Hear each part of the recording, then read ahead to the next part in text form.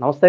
ఈరోజు మన స్టూడియోలో ప్రముఖ ఆధ్యాత్మికవేత్త, జ్యోతిష్య వాస్తు పండితులు బ్రహ్మశ్రీ ఉమామహేశ్వర సిద్ధాంతి గారు మనతో ఉన్నారు. గురుగారితో మాట్లాడదాం. గురుగారు నమస్కారం. ఆయుష్మాంతవ. గురుగారు, మార్చి నెల 2025 వృశ్చిక రాశి వారికి ఎలాంటి ఫలితాలు ఉండబోతున్నాయి? ఎలాంటి రెమెడీస్ చేసుకోవడం ద్వారా శుభ ఫలితాలు పొందడానికి అవకాశం ఉంటుందంటారు? శ్రీ క్రోధినామ సంవత్సర పాల్గొన మాస శిశిర ఋతువులో సాధ్యయోగములో బాలవకరణములో కుజుడు ఉన్న స్థానాన్ని చూసుకుంటే మిథున రాశిలో ఉన్నాడు. కుజుని యొక్క దృష్టి కేతుగ్రహం మీద ఉంది. కుజవత్తు కేతువు అన్నారు. అంటే కుజుడు ఏ ఫలితాన్ని ఇస్తున్నాడో కేతువు అదే ఫలితాన్ని ఇస్తాడు. కుజకేతువులు మిత్రులు కానీ శత్రువులు కాదు. మేష వృశ్చికాయోరు భౌమః. మేషరాశికి వృశ్చిక రాశికి ఆధిపత్యాన్ని వహించిన వాడు కుజుడే. కుజుడు భూమాత పుత్రుడు. కాబట్టి కుజ విధాలో వీళ్ళకి వృశ్చిక రాశి వారికి కోపతాపములు ఎక్కువ ఉన్నా నష్టదాయకమైన పరిస్థితులు కొన్ని కనబడతాయి. ఎందుకని కనబడతాయి? అర్ధాష్టమ శని ప్రభావం కనబడుతుంది. అర్ధాష్టమ శని ప్రభావం అంటే ఏంటి? చాలా మిక్కిలి కష్టదాయకమైనది. అర్ధాష్టమ శని తొలగాలంటే 2.5 సంవత్సరాలు పడుతుంది. ఈ 2.5 సంవత్సరాలు వీళ్ళలో కోపం పెరిగిపోతుంది. తొందరపాటు నిర్ణయాలు తీసుకుంటారు. తాను పట్టిన కుందేలకు 3 కాళ్ళను వాదిస్తారు. జేబులో 100 రూపాయలు లేకపోయినా 1000 రూపాయలు పర్వాలేదంట. ఇది ఎక్కడ కూడా మరి నాకు అర్థం కాదు. జేబులో 100 లేదు, 1000 రూపాయలు ఆఫ్టర్ ఆల్ ఏం పర్వాలేదు అనే ధైర్యాన్ని ఇస్తారు. మొండితనంగా ఎదరికి వెళతారు. మిత్రులను నమ్మి మిత్రుల వల్ల నష్టాన్ని చవిచూస్తూ ఉంటారు. వృశ్చిక రాశి వారికి అర్ధాష్టమ శని ప్రభావం వల్ల అనేక రకములైన ఇబ్బందికరమైన స్థితుల్ని పొందడం అనేది ఈ యొక్క మాసంలో మనం ఎక్కువగా చూస్తాం. ఈ మాసంలో కాదు, తదుపరి మాసంలో కూడా ఉన్నాయి. అది తర్వాత సంగతి. మనం ఏమో ఉగాది తర్వాత ఏమన్నా మార్పులు చెందుతాడేమో చూద్దాం. ఉన్న గ్రహాలు కూడా మారతాయి కాబట్టి ఆ తర్వాత చెప్పుకోవచ్చు. అయితే ప్రస్తుత కాలం ఉద్యోగ రంగంలో ఉన్న వారికి ఏ రకంగా ఉంది? ఉద్యోగ రంగంలో ఉన్న వారికి భవిష్యత్తు బాగానే ఉంది. కొద్దిగా కష్టమో నష్టమో ఏదో చేసుకున్న పనిని సంపూర్ణంగా పూర్తి చేయగలుగుతున్నారు. అసంపూర్ణంగా వదలట్లేదు, సంపూర్ణంగా పూర్తి చేస్తున్నారు. దాని వలన లాభం వస్తుందా నష్టం వస్తుందా, ఎదుటి వ్యక్తి మెచ్చుకుంటున్నాడా నొచ్చుకుంటున్నాడా అన్నది తర్వాత సంగతి అని ఆలోచిస్తున్నారు. వీళ్ళు చేయవలసిన పని చేసిపోతున్నాడు. ఏదో వచ్చినా పర్వాలేదు, మంచి వచ్చినా పర్లేదు, చెడ్డ వచ్చినా పర్లేదు అనుకుంటాను. కానీ సాధ్యమైనంత వరకు మంచి జరుగుతుంది. అంటే కష్టపడి పని చేసిన వ్యక్తికి ఆ కష్టానికి తగిన ఫలితం భగవంతుడు ఇస్తాడు, ఇవ్వకుండా ఉండడం.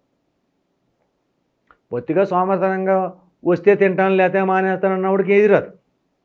ఇలా కోపతాపాలు ఎక్కువైనందువల్ల కోపము తొత్తుబాటు తరుణము ఉన్నవాడు తుందుడుగా మాట్లాడేవాడికి మోసం చేసే విధానం రాదు. మోసం చేసేవాడు ఎప్పుడూ కూడా కోపాన్ని పడ్డాడు. మాటగారితనంగా ఉన్నవాడు కోపం వస్తుంది, అని మోసం చేయడం రాదు. ఉన్నది ఉన్నట్టుగా ఎక్కేస్తాడు. నువ్వెంతంటే నువ్వెంత అంటాడు. అదే స్వభావం కలిగి ఉన్నవారు వృశ్చిక రాశి వారు. ముందు వెనక చూసుకోకుండా మాట్లాడేస్తారు. దానివల్ల నష్టం వచ్చినా కష్టం చూసుకుందాంలే అనేది ఉంటుంది. ఏదైనా కొంచెం దూరం నడిస్తేనే కదా మనకు తెలిసేది. లోతు దిగితే కదా, లోతు తెలియాలంటే నదిలో దిగాలి, ఎంత లోతుందనో తెలుస్తుంది. ఆ తర్వాత ఈత వస్తే బయటకు వస్తాడు, ఈత రాకపోతే మునుగుతాడు. అటువంటి పరిస్థితుల్లో ఈ వృశ్చిక రాశి వారు ఉన్నారు. అయితే ఉద్యోగ రంగంలో ఎలా ఉన్నట్టే వ్యాపార రంగంలో ఎలా ఉన్నారు? వస్త్ర వ్యాపారం బాగుంది. వస్త్ర వ్యాపారం అంటే మిథున రాశిలో కుజుడు సంచారం చేస్తున్నాడు. మిథునానికి ఆధిపత్యాన్ని వహించిన వాడు బుధుడు. బుధుడు వస్త్ర రంగానికి అలాగే ఫుడ్ సంబంధించిన దానికి అధిపతి అయ్యాడు. కాబట్టి అంటే బుధుడు విద్యావేత్త, వ్యాపారవేత్త, తెలివితేటలో ఉన్నటువంటి భావాలు, స్త్రీ పురుషుల కలయిక, ప్రేమ, పెళ్ళి, సంతతి, ఇలా ఎన్నో చాలా ఉన్నాయి. అందులో ఉన్నాడు కాబట్టి యోగదాయకమైన స్థితిని వస్త్ర వ్యాపారానికి ఇస్తున్నాడు. వస్త్ర వ్యాపారానికి అనగానే ఓ చందన బ్రదర్స్, ఆర్ఎస్ బ్రదర్స్ అన్న పెద్ద పెద్ద షాపుల గురించి చెప్పట్లేదు, చిన్న షాపుల గురించి చెప్తున్నాను.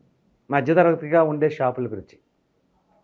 మధ్యతరగతిగా ఉన్న షాపులన్నీ కూడా యోగదాయకమైన స్థితిని, లాభదాయకమైన పరిస్థితులు పొందుతూ ఉంటారు.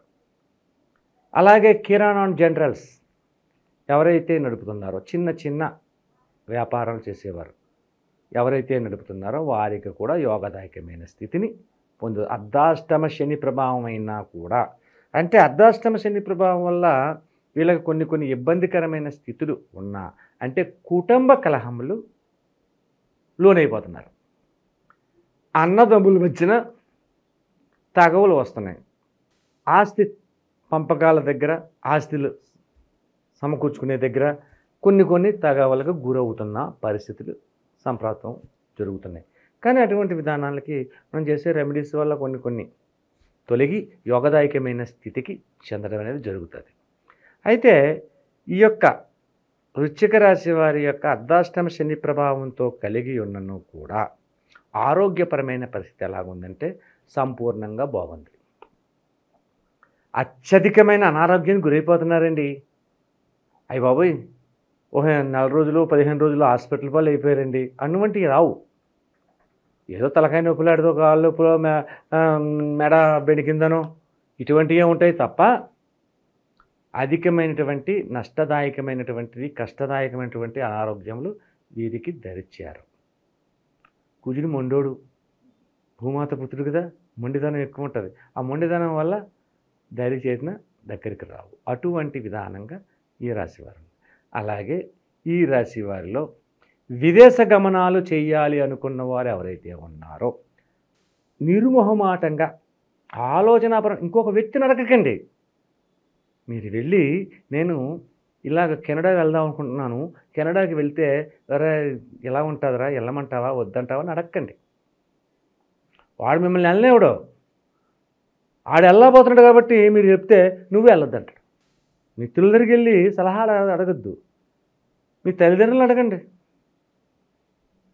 భూమాత కుమారుడు కదా, భూమికి భూమాత కుమారుడు అయినప్పుడు భూమాత ఏమంటుంది, కుజుని ఎప్పుడు కూడా సంరక్షిస్తుంది. అలాగే తల్లిని అడగండి, తల్లి మీకు ఇచ్చే సలహా మంచిగా ఉంటుంది. విదేశ గమనములు చేసేవారు మీ ఆలోచనల్ని, మీ తల్లిదండ్రుల ఆలోచనల్ని దగ్గర పెట్టుకుని చేస్తే నిర్విఘ్నంగా విజయాన్ని సాధించగలుగుతారు. ఉద్యోగ రంగంలో ఆలోచన చేసేవారు, విదేశాల్లో ఉద్యోగ రంగంలో ఆలోచన చేసేవాళ్ళు ఎక్కువ ఉంటారు. అంటే వెళ్ళినా సీట్ రాలేదు, అది రాలేదు, ఇది రావట్లేదు అని చెప్పేసి ఇబ్బంది పడుతున్నారు. కానీ ఈ యొక్క నెలలో ఈ యొక్క రాశివారు ఆ ప్రయత్నం చేస్తే సఫలీకృతం పొందుతున్నారు. అటువంటి విధానాన్ని ఈ యొక్క వృశ్చిక రాశికి ఉంది. సరే, ఇటువంటి విధానాలు కలిగి ఉన్నది. కానీ అర్ధాష్టమ శని ప్రభావం వల్ల, దుందుడుకు స్వభావం వల్ల, మొండిగా మాట్లాడడం వల్ల వచ్చే ఇబ్బందులు తొలగాలంటే ఏమి చేస్తే ఈ యొక్క రాశి వారికి యోగదాయకమైన స్థితిని పొందుతారు? శ్రీ లక్ష్మీ నరసింహస్వామి కోపదాయకమైనటువంటి పరిస్థితులను తొలగించాలంటే, కష్టదాయకమైన నష్టదాయకమైన స్థితుల నుంచి బయటపడేయాలంటే శ్రీ లక్ష్మీ నరసింహస్వామిని పూజా విధానాన్ని తీసుకోండి. సరే, లక్ష్మీ నరసింహస్వామి దగ్గరికి ఆలయానికి వెళ్ళాము, అష్టోత్తర పూజ చేయించాము, కొబ్బరికాయ కట్టాము, అరటిపళ్ళు ఇచ్చాము, సరిపోతుందండి? చాలదు. ఈ యొక్క లక్ష్మీ నరసింహస్వామికి బందరు లడ్డు అని ఉంటుంది. బూందీ లడ్డు కాదు, శనగపిండితో చేస్తారు. బందరు లడ్డు అని ఉంటుంది.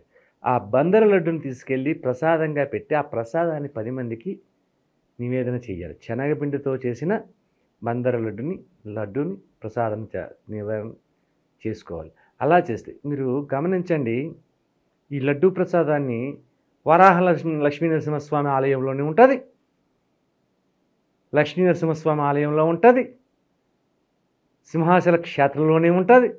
ఇది ప్రత్యేకమైన ప్రసాదమే.